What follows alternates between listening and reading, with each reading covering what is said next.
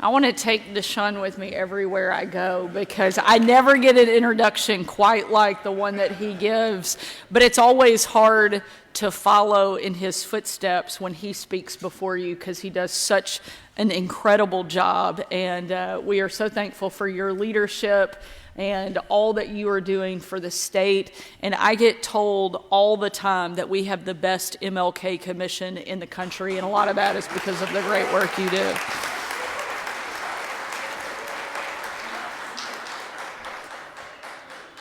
And I want to thank all of you for coming. It is an honor for Brian and I to host you and welcome you to this event and to the Arkansas Governor's Mansion. And just before I came in, I actually had a chance to talk to another former resident of this house. And I know most of you think I'm probably referencing my dad, but I'm not.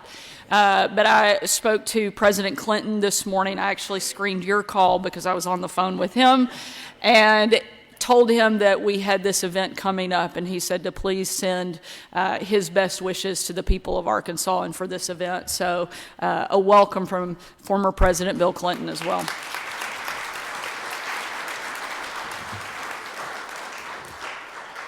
I also want to thank my good friend Iverson Jackson for that beautiful opening prayer and the work he does for the administration.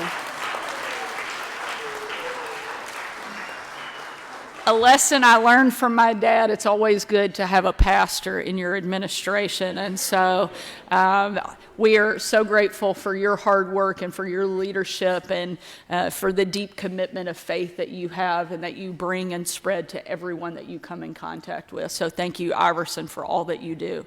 And I also want to give special recognition to the Arkansas Legislative Black Caucus. I know that the session has kept you very busy, but we have several members that are here today, and we certainly thank them for their leadership and for their willingness to take time out of the session to be here for this celebration. I'm also happy to have this event because we all know that Black history is Arkansas history. Black history is men and women like Daisy Gatson Bates, who I am proud to say is now memorialized forever in the halls of the U.S. Capitol in her rightful place of honor. But it's not lost on me that Black history is also intensely personal, including for many of you that are in this room here today. We all remember rightly the Little Rock Nine, but just as important as their act of incredible courage were the millions of other smaller acts that chipped away at the wall that was Jim Crow. And Black history is an ancient history. The civil rights movement is still within living memory of many Arkansans, and many who are here with us today fought and continue to fight for justice in their own communities. I'm reminded of how recent that history is by a story that my dad likes to tell. In 1980, my dad was a pastor at Emmanuel Baptist Church in Pine Bluff, Arkansas, the first town that I ever called home. At the same time, he had started producing a Christian radio show. When my dad took over the pulpit, Emmanuel Baptist was still an all-white congregation. But one day, a young Black man heard one of my dad's sermons on the radio and called the church and asked to come and worship with him. When my dad announced his plans to welcome the man to the congregation, some of the members refused to let him even sit in the pews. But my dad laid out an ultimatum to his church. Unless you greet this man like your brother in Christ, then I'm quitting and I will resign today. The man not only joined them that day, but he became a permanent member of Emmanuel Baptist Church and remained a member for decades later until the doors of that church closed just a few years ago. And until then, Emmanuel Baptist welcomed any worshiper of any background.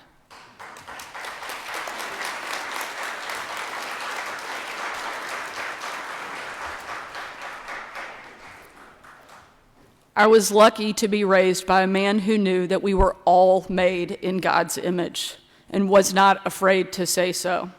To quote Galatians, there is neither Jew nor Gentile, neither slave nor free, for you are all one in Christ Jesus. Just as our state keeps making history, so too do Black Arkansans. And our next speaker is one of those Arkansans, and a man that I'm very proud to call my friend. And I know that you're all thankful that I'm not the keynote speaker today, and he is. University of Arkansas at Fayetteville Chancellor Charles Robinson isn't just doing an amazing job leading our state's flagship university. He is also a brilliant scholar and the first Black chancellor of the University of Arkansas in our state's history.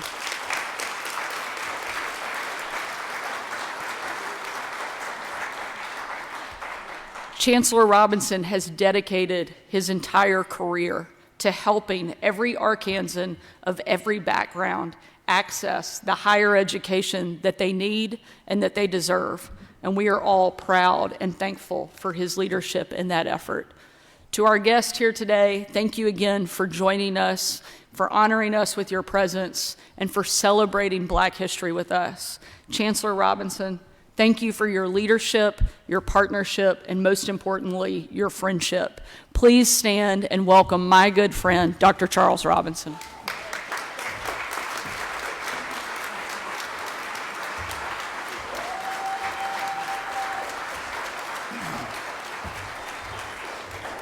Good morning, everyone, and thank you for a very kind introduction, Governor.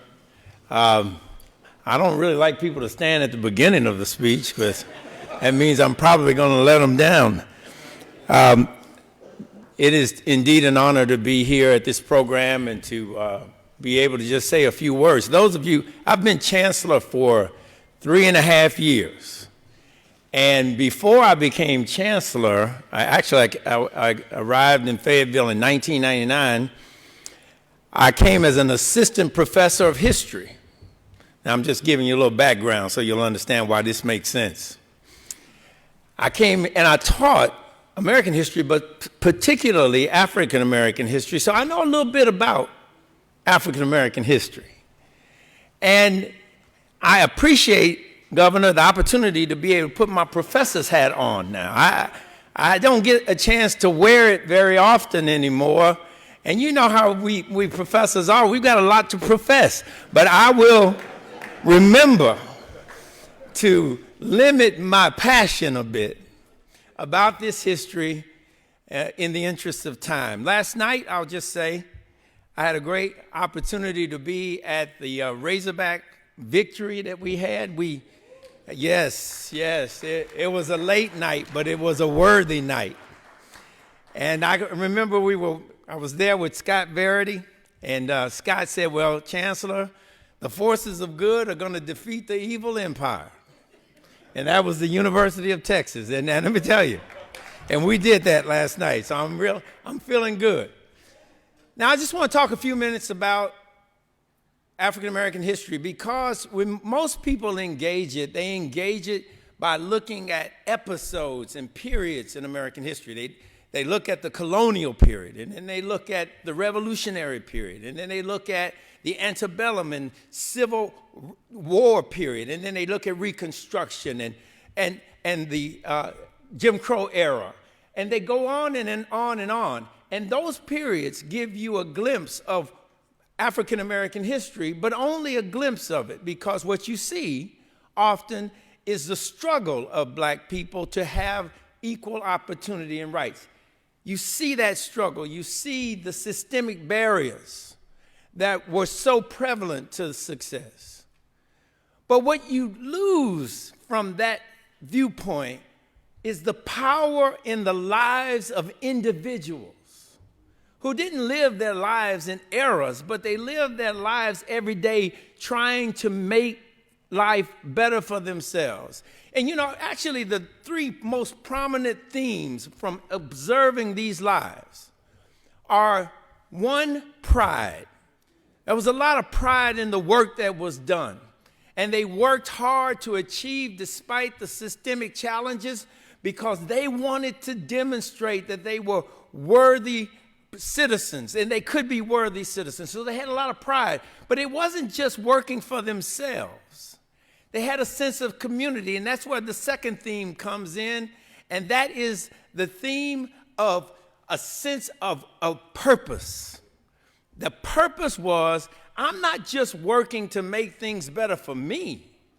I'm working to make things better for others who look like me and are similarly situated for me. I want those people who come after me to have more opportunity than I ever had. And then the third theme that jumps off the page when you examine the lives of individuals is patriotism. African Americans throughout American history have been extraordinarily patriotic. In every single war, not only did they fight, but they volunteered to fight, and they often were told they couldn't fight, and they had to fight just to fight. And that patriotism was replete, and there were movements, back to Africa movements. Back to Africa, most of them had never been to Africa, but they wouldn't go. They wouldn't participate because they believed that this was their country.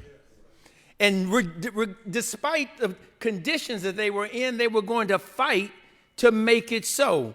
Langston Hughes caught the spirit of this in his very famous speech, I Too, his poem. He says, I too sing America. I am the darker brother. They send me into the kitchen when company comes, but I laugh, eat well, and grow strong. Tomorrow, I'll be at the table when company comes. No one will dare say unto me, eat in the kitchen then. They'll see how beautiful I am and be ashamed. I too am America. That was the message. A message of belief that they could work to become American citizens and all the meaning and the power and the purpose and the pride that came along with it. Deshaun mentioned, Carter G. Woodson, Dr. Woodson, and how he worked to establish Black History Week, Negro History Week, and then it became a month. Say, that's why you can't go after people, because they steal your thunder. They don't even know it. And he did that because he wanted to demonstrate that this history had pride, and it had purpose, and it had patriotism, and there were lessons that all could learn from it. But at no time in Dr. Woodson's ideas did he think that the month of February was sufficient to contain this history. He appreciated the recognition, and he wanted more people to recognize it, but he understood that this history was big and the lessons were bountiful and people could learn every day. If Carter G. Woodson was here, I think he would say, call me in March, and we can talk about the exploits of a patriot by the name of Crispus Attucks, how he gave his life at the Boston Massacre. Call me in April, and I think we could talk about W.E.B. Du Bois and his Souls of Black Folks, how he talked about African Americans being able to rectify their two-ness, the pride of being both Black and American.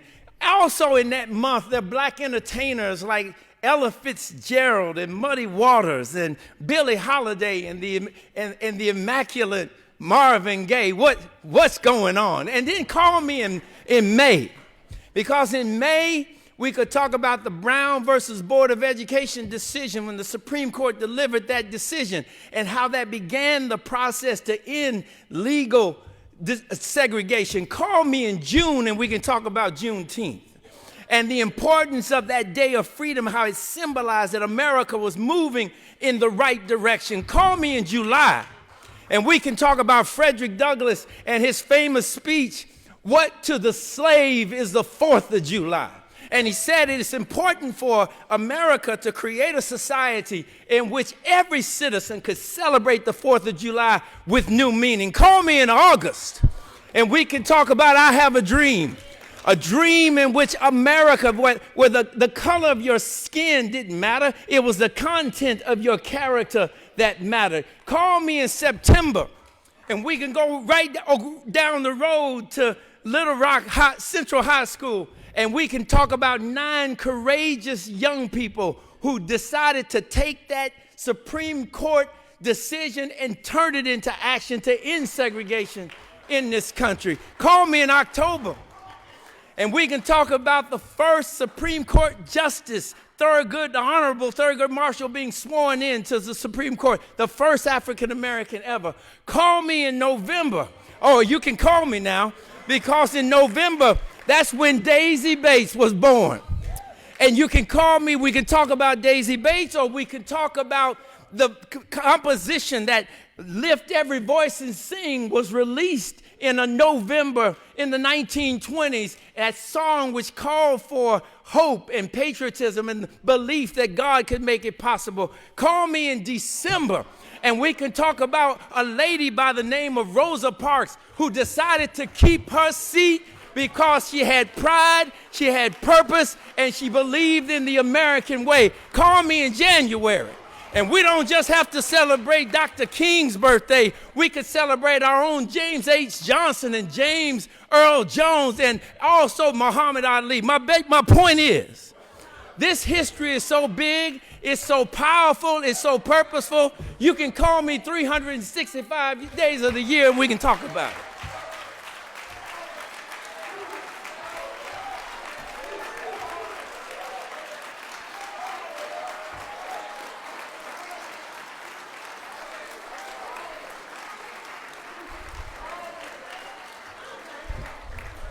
I guess I want you to call me. The story is told. I'm almost done. The story is told of an Anglican minister in the 18th century who didn't begin his life embracing Christian doctrine. He began his life like so many people. He wanted to do his own thing, right? He was told by his parents that he was supposed to live a certain way, but he wanted to live his own life. And he lived his own life. He did his own thing, and then he got involved in the transatlantic slave trade. And he participated in transporting men, women, and children across the Atlantic in horrible conditions.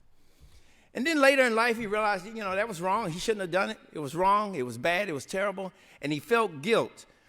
But he got over that guilt, and in getting over that guilt, because he believed that the Holy Spirit had helped him get over that guilt, he sat down one day and wrote the words of the most famous hymn in American life today, Amazing Grace. How sweet the sound. It saved a wretch like me. I once was lost, but now I'm found, blind, but now I see. And I tell you that story because the truth is, you can't write Amazing Grace unless you experienced it.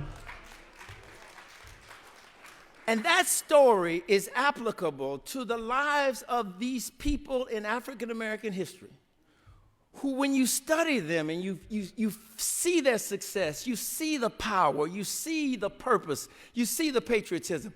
You can't have those lives unless you have experiences that lead you to those lives.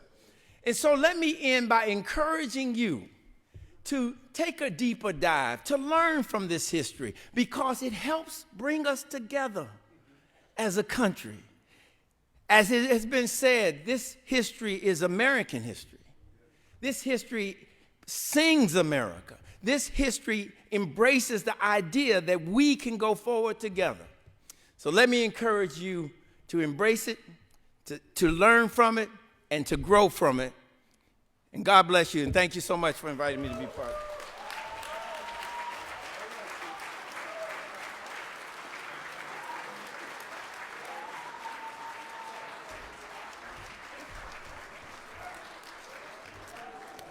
All right, everybody, give it up again for Dr. Charles Robinson.